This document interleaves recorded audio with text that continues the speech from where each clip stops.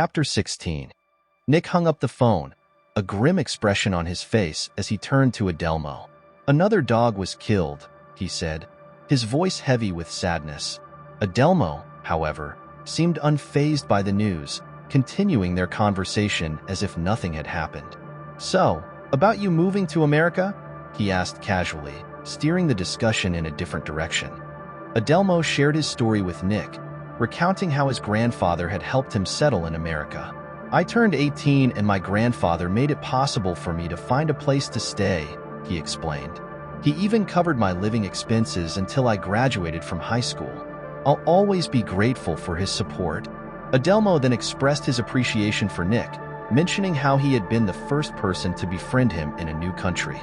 Nick, with a sense of pride, acknowledged his ability to recognize good people.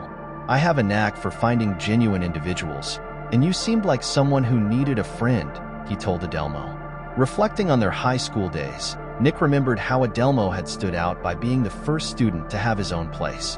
As the conversation drew to a close, Nick glanced at the time and mentioned that it was almost time to finish up for the day. As Adelmo stepped out of Nick's office, he couldn't help but feel a sense of anticipation. He knew that there was a possibility of meeting up with Nick again in the near future. The thought of spending more time together excited him, and he eagerly awaited the chance to reconnect. With a smile on his face, he assured Nick, "If the opportunity arises, I'll definitely give you a call later. We can plan to get together again and have a great time." Adelmo, however, wasn't entirely certain about what the future held. He understood that life could be unpredictable and plans could easily change. As he responded to Nick's suggestion, he expressed a hint of uncertainty. "Just give me a call, and we'll see how things go. I can't say for sure what might come up, but I'm open to the idea of meeting up again." Adelmo's words reflected his willingness to be flexible and adapt to any unforeseen circumstances that might arise. With their conversation coming to an end, Adelmo bid farewell to Nick and left his office. As he stepped out of the police station, he glanced at his watch and realized that it was almost 8 p.m. Curiosity got the better of him, and he decided to take a detour to the newest crime scene. Adelmo wanted to experience it firsthand before Nick had the chance to arrive. Determined to beat him to the scene, he made his way there swiftly, heading straight to the backyard.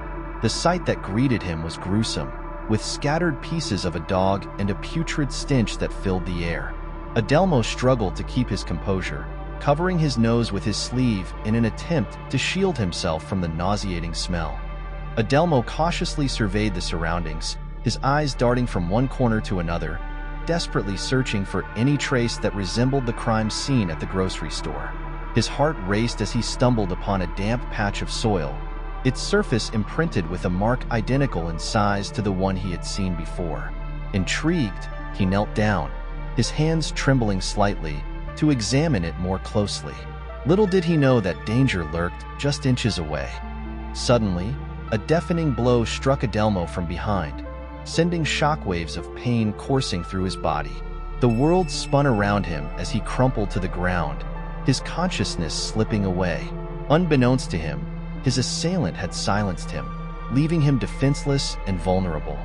As Adelmo lay unconscious, his mind plunged into a realm of terror and uncertainty.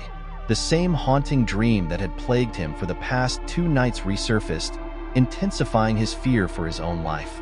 With a surge of adrenaline, he regained consciousness and instinctively fled towards the back of the house, desperately seeking any means of protection or escape. His eyes frantically scanned the area, but all he could find was a lone bicycle. Without a second thought, he seized the bike, his grip tightening around the handlebars, and cast a desperate glance around, searching for a path to safety. However, all he could see was an endless expanse of dense forest, seemingly stretching into eternity. Determined to outrun his pursuer, he mounted the bicycle and pedaled with all his might, his heart pounding in his chest. Yet, no matter how fast he pedaled, the presence of his pursuer loomed ominously close, as if breathing down his neck. In a cruel twist of fate, a sudden dip in the terrain caused the rim of the tire to shatter, sending Adelmo hurtling towards the ground. The impact was jarring as he collided with a sturdy tree, his body aching from the fall. Abruptly, he snapped out of his dream. his heart racing and his body covered in sweat, struggling to catch his breath. As he reached up to touch his head, all he could focus on was the throbbing pain, and he discovered a tender lump. Feeling disoriented, he found it challenging to differentiate between the vivid dream he just had and the actual world around him. In a haze, he glanced over at his clock and realized it was already morning, time to start the day. The transition from the surreal realm of his dream to the harsh reality of waking life left him feeling unsettled and slightly confused. Day 4. Adelmo groggily made his way into the bathroom, desperately seeking relief for the pounding headache that had plagued him since he woke up. As he reached for the medicine cabinet, he couldn't help but feel a sense of confusion wash over him. How did he end up back home? The last thing he remembered was standing in someone's backyard, his eyes fixated on a chilling crime scene. The details were hazy, like a distant dream that refused to fully materialize. With a furrowed brow, Adelmo's gaze fell upon a small piece of paper resting on his front door. It was a note from Nick, urging him to call. Intrigued and slightly concerned, Adelmo wasted no time in dialing Nick's number. The phone rang for what felt like an eternity before a familiar voice finally answered on the other end. "Hello?" Nick's voice echoed through the receiver, filled with a mix of curiosity and anticipation. Adelmo wasted no time in getting straight to the point. "Hey, it's me," he began, his voice tinged with a hint of relief. "I saw your note on the door, telling me to call you. What's going on?" There was a brief pause on the other end, as if Nick was carefully choosing his words. Adelmo's mind raced with possibilities, his imagination conjuring up scenarios that ranged from the mundane to the extraordinary. He couldn't help but wonder what awaited him on the other side of this phone call.